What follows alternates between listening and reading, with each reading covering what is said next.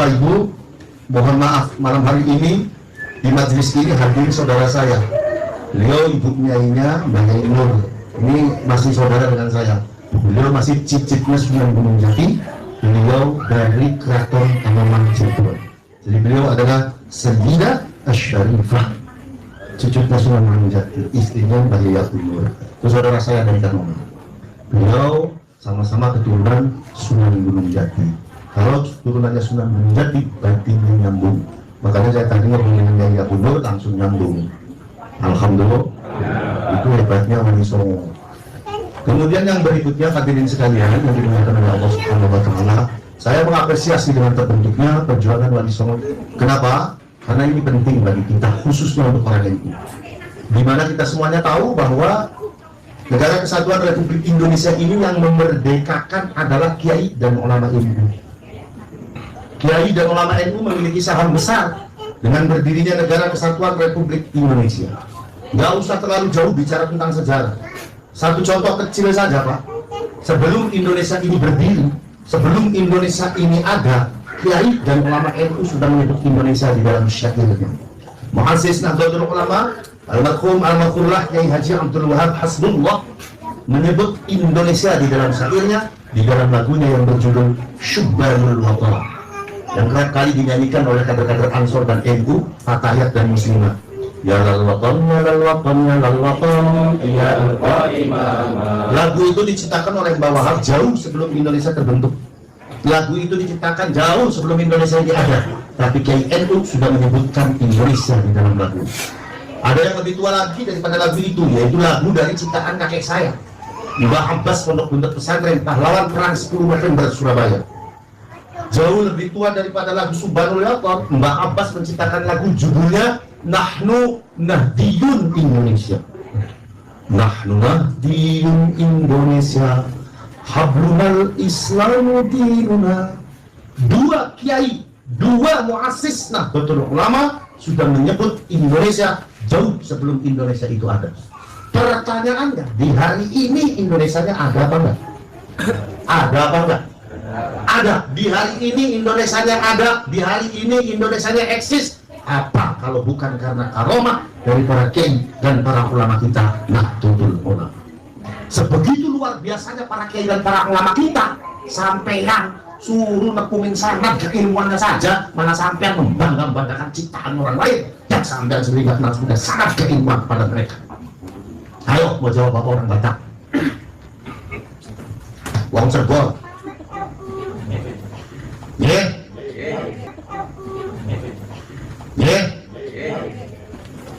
Indonesia ada karena kiai dan ulama kita. Mbak Abbas, Mbak Wahab itu turunannya Wali Songo.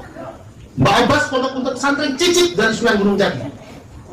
Jelas sanad dan terkonfirmasi sejarahnya. Muassis Pondok Buntut Pesantren, pendiri Pondok Buntut Pesantren Mbah Muqayyim, penemu Provinsi Bandar Lampung, pendiri Provinsi Bandar Lampung.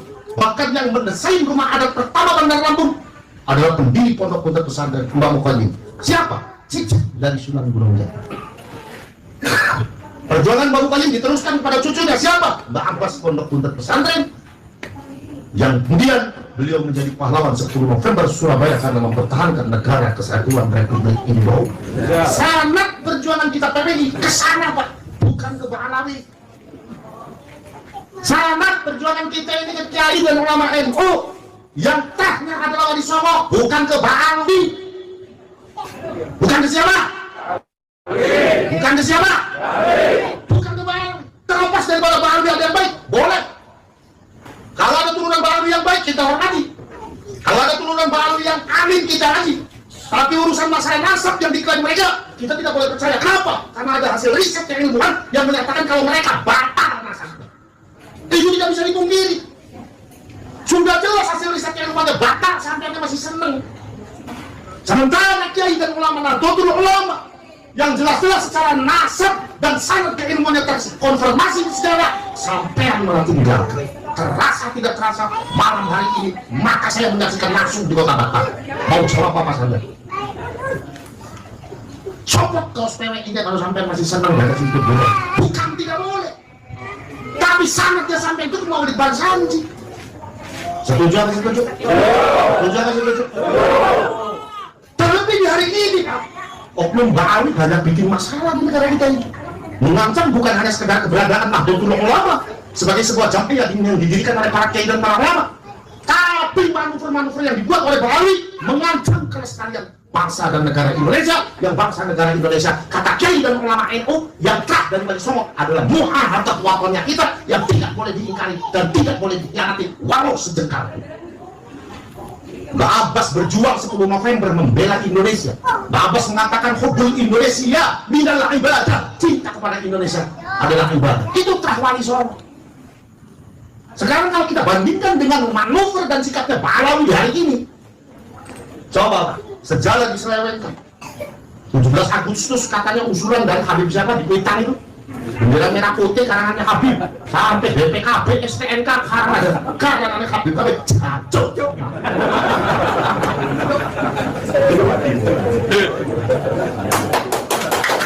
Kalau usah dikerokin.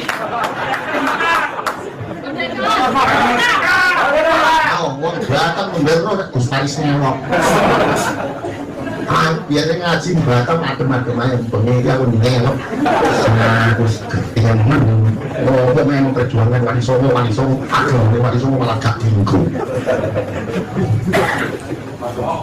Oh, kok Batam?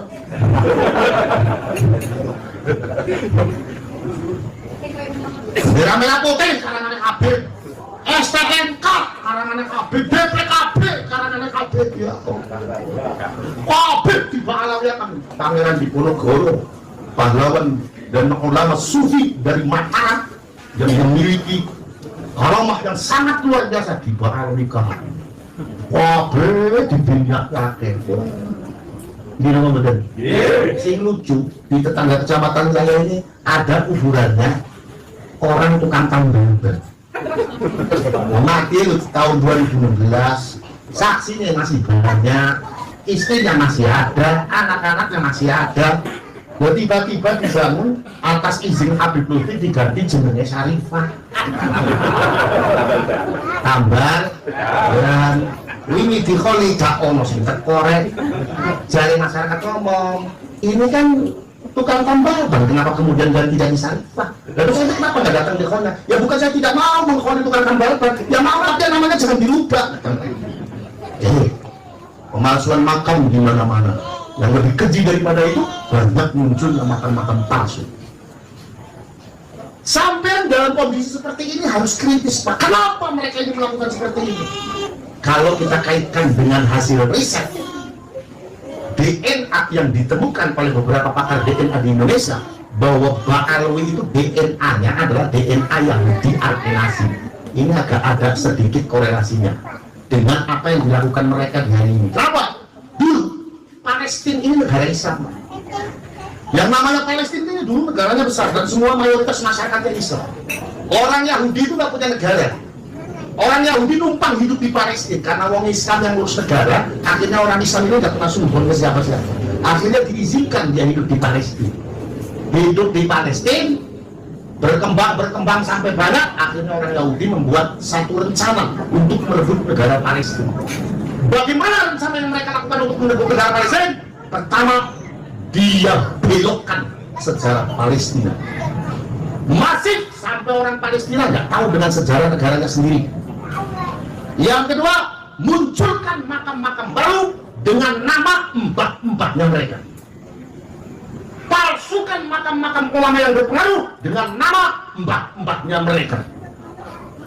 Setelah masif dan berhasil, masyarakat di situ pada percaya. Akhirnya mereka mendeklarasikan dan menyatakan bahwa Palestina sejatinya adalah negaranya mereka.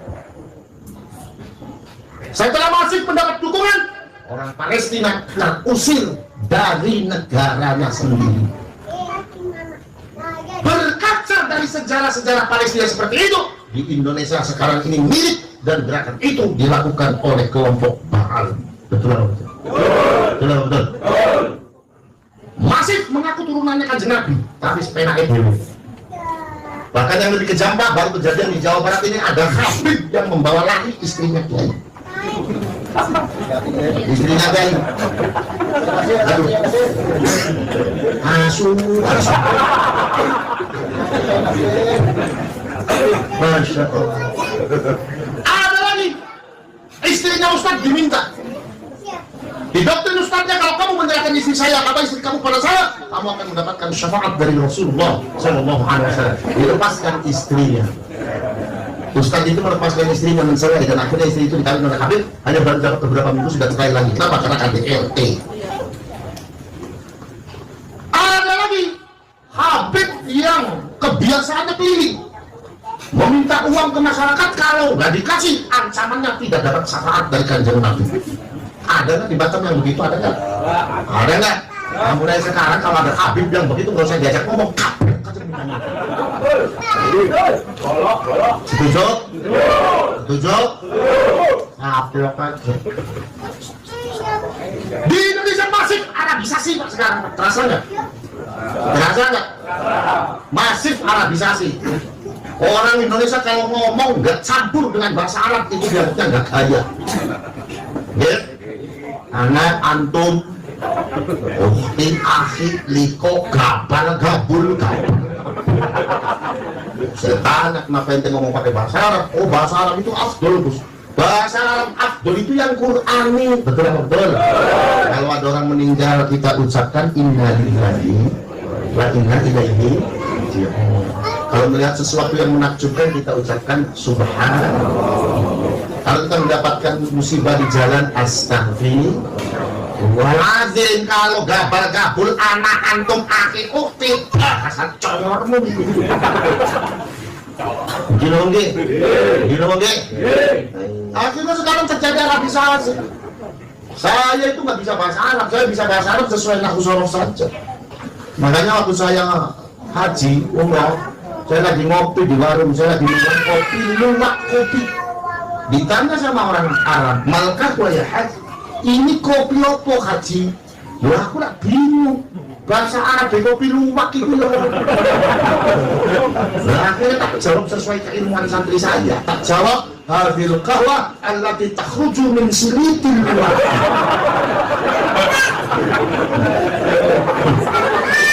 Gini mungkin. Nah, kalau coba sih ngomongin teko, Gus, yang apalagi apa Gus bahasa Arab itu? Safinatun nar. Arabisasi itu jelek buat orang Indonesia. Arabisasi itu jelek buat orang Indonesia. Kenapa? Karena Kanjeng Nabi niku ngajari kula niku kan remen kali tanah kelahiran nih. Gini wong. Kanjeng Nabi mengatakan, ana Arabiyun, saya Arab. Siapa yang membenci Arab berarti membenci saya. Hadis itu jangan ditelan mentah-mentah. Hadis itu kalau kita mau mencerna hadis, dilihat konteksnya. Hadis yang mengatakan ana Arabiyun, aku Arab, sopo wong sing benci Arab berarti membenci aku, itu konteksnya adalah nasionalisme kebangsaan. Kanjeng Nabi ngajari kula lan panjenengan kan remen kali tanah kelahiran. Kenapa? Sebab sejatine Kanjeng Nabi niku sanes tiyang Arab. Kanjeng Nabi niku mau Arab, wong sing diarabke.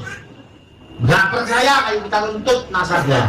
Beliau cicitnya Nabi Ismail alaihis, Nabi Ismail putranya Nabi Ibrahim alaihis.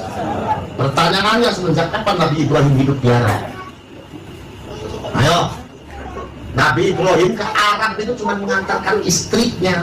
Itu pun karena perintah Allah Subhanahu.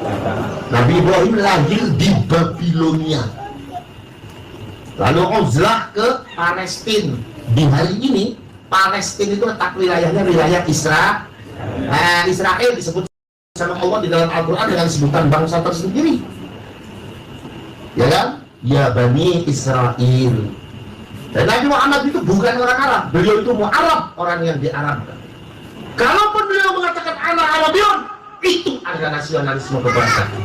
Maka kalau kita mau mencontoh apa yang dikatakan oleh beliau, ketika beliau mengatakan anak Arabiyun, aku Arab, jatuh kepada kita umatnya di Indonesia, katakan anak Indonesiun, aku Indonesia. Ketika beliau mengatakan siapa yang membenci Arab berarti membenci aku, maka jatuh kepada kita umatnya yang hidup di Indonesia, katakan siapa yang membenci Indonesia berarti membenci aku. Gitu cara nontonnya. Wis percaya Habib itu bodoh-bodoh. Gak ono sing iso ngene iki. Sing iso ngene iki kiai-kiai NU mah. Gino oke? Ono sing masih dadi mukhibin ngene. Hah? Gas. Mana bola? Memikir gak metu kemana gak selamat. Yo, putune Sunan Gunung Jati bumbone mandi. Kulo teng Sunan Gunung Jati 13, Sunan Gunung Jati teng Kanjeng Nabi 13. Berarti kulo teng Kanjeng Nabi tinggal 20 kan. Nang ngomong darah Kanjeng Nabi ngomong batane sing gak percaya. Jare ngomongnya mosok turunane Kanjeng Nabi ilune esek sancuk.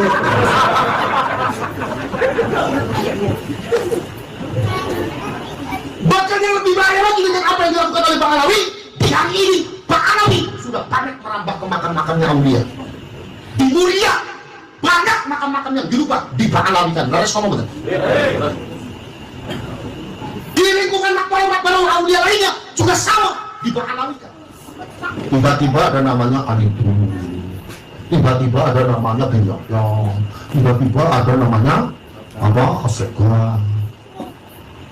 Aku ya Habib aduh Habib gini nama betul. Tujuan mereka membuat hal-hal seperti itu bukan hanya untuk merusak ego, tapi untuk merusak bangsa dan negara Indonesia. Tujuannya menguasai Indonesia dan menguasai jantungnya anak tuh. Sampai pembilang apa betul sejarah MU itu dibelokkan. Pembilang apa betul? Yang lebih parahnya lagi sudah dikarang bukunya, lalu disebarkan di Tegal melalui RNI Tegal. Ini pengurus MU pengurus MU-nya bagaimana? Kok nggak paham sejarah? Ada buku yang jelas-jelas membelokkan sejarah MU kok diterima aja terus disebarkan. Ini pengurus MU-nya gimana? Dipertanyakan. Mbak Wahab hilang. Dalam buku itu Mbak Wahab Hasbul ada. Padahal MU itu sejatinya yang menggagas pertama adalah Mbak Wahab Hasbul. Mbak Wahab Hasbullah. Mbak Wahab Hasbullah menggagas, lalu direalisasikan oleh Mbak Hashim Asy'ari dengan para kiai dan para ulama lainnya. Lembaga Habib hilang itu kan. Ganti Habib Hashim bin Yahya. Si Habib Hashim ini siapa? Aku kenalnya pas Habib Hashim ngomong. Saat ini Habib Hashim ngomong, aku gak kenal dengan Habib Hashim. Apa ganjang cuy ini? Gila bang, gila bang. Perubahan sejarah Indonesia tujuannya menguasai Indonesia agar Indonesia kehilangan nilai-nilai sejarahnya. Kalau Indonesia sudah kehilangan nilai-nilai sejarahnya, maka masyarakat Indonesia akan kehilangan jati dirinya. Ketika masyarakat Indonesia kehilangan jati dirinya, di saat itulah mereka akan merebut bangsa dan negara Indonesia. Kalau bangsa dan negara Indonesia terebut oleh mereka, maka leluhur-leluhur kita, leluhur-leluhur ulama kita akan hilang sejarahnya dari muka bumi ini, dan kita akan menjadi orang yang ingkar terhadap sejarah para ulamanya, para kiainya. Kita termasuk orang yang memutuskan sejarah para kiai dan para ulamanya, yang itu adalah guru kita. Di saat itu laknat Allah Subhanahu wa Ta'ala akan jatuh kepada Indonesia. Untung ada PWI, alhamdulillah. Untung ada PWI, minimal laknatnya Guslowo ditunda. Kalau ono wong sing sagan bilani para kiai, para ulama, menilai sejarah para kiai, para ulama. Tahu sejarah di dalam Islam bukan hanya sekedar cerita. Sejarah di dalam syariat Islam posisinya bukan hanya untuk contoh saja. Sejarah di dalam Islam itu syariat. Buktinya apa? Jadi kamu Quran. Quran itu tidak semuanya membahas hukum, benar semua betul. Quran itu tidak semuanya membahas tentang hukum. Quran itu membahas sejarah. Itu menunjukkan bahwa sejarah itu syariat. Kalau kita kehilangan sejarah kita, maka kita kehilangan syariat kita. Kalau kita terputus sejarah kita, maka kita terputus dengan syariat kita, dan itu dosa besar, dan itu memenuhi syarat untuk datangnya laknat Allah kepada kita. Na'udzubillah min dzalik. Maka dibentuknya PWI tujuannya adalah untuk meluruskan sejarah yang dibelokkan, mempertahankan negara kesatuan Republik Indonesia sebagai amanat dakwah para kiai dan para ulama guru kita di Nahdlatul. Yang ketiga adalah mempertahankan nilai-nilai budaya yang sudah diciptakan oleh para kiai dan para ulama di Indonesia. Jangan dianggap yang namanya budaya itu nggak penting. Budaya itu penting sebagai penyokong agama. Dengan itu jangan suudzon dengan apa yang sudah diciptakan oleh leluhur kita. Jangan suudzon. Sampai tahu tari topeng nggak? Tari topeng Cirebon. Tari topeng Cirebon itu yang menciptakan siapa? Yang menciptakan kakek saya dan kakeknya beliau. Siapa? Pangeran Cakrabuana. Tari topeng diciptakan oleh Pangeran Cakrabuana ini untuk menjawab tantangan perangnya Kerawang gitu. Ketika itu Kerawangnya itu menantang Cirebon dan Cirebonnya tidak mau perang. Maka Pangeran Cakrabuana membuat gerakan untuk menjawab. Pangeran Cakrabuana tidak mau menjawab memakai lisan. Ditanya kenapa Pangeran? Karena takut terjadi fitnah lisan. Maka beliau menjawabnya dengan gerakan. Di mana gerakan pertama ini disebut dengan gerakan kelana gandrung. Maknanya apa? Maknanya gerakan itu mengajak Kerawang untuk tidak perang. Sudahlah jangan perang itu nggak ada yang untung. Semuanya rugi. Kerawangnya tetap nantang. Dibuat gerakan kedua namanya gerakan kesatria. Di mana gerakan kesatria ini menunjukkan bahwa Pangeran Cakrabuana kepada Kerawang, sudah jangan perang, kalau perang kamu yang kalah. Kerawangnya tetap nantang. Dibikin gerakan ketiga, di mana gerakan ketiga ini gerakannya menunjukkan bahwa ya sudah kalau kamu mau menantang terus, apa boleh buat. Akhirnya terjadilah perang antara Kerawang dengan Cirebon. Kerawangnya kalah, dibuat gerakan keempat. Di mana gerakan keempat menunjukkan makna bahwa Pangeran Cakrabuana memberitahu, tuh percaya sama saya, kamu kalau perang kamu yang kalah. Sudah, sekarang nggak usah saling dendam, ayo damai lagi dan kita bersama-sama membangun negeri ini, membangun negeri Pajajaran ini. Akhirnya bersatu lagi dengan Kerawang. Tari topeng diciptakan oleh Pangeran Cakrabuana. Pangeran Cakrabuana riadohnya 15 tahun. Beliau menciptakan itu dengan riadoh. Sebegitu luar biasanya leluhur kita di dalam menciptakan sebuah karya, sebuah budaya kehidupan masyarakat. Kita yang tidak paham, kita hanya bisa mengharamkan, kita hanya bisa mengkafirkan. Jangan wong Cirebon sekali kiri tetap kiri. Kita kan ngetos ngomong bukan kiri. Nah, masuk.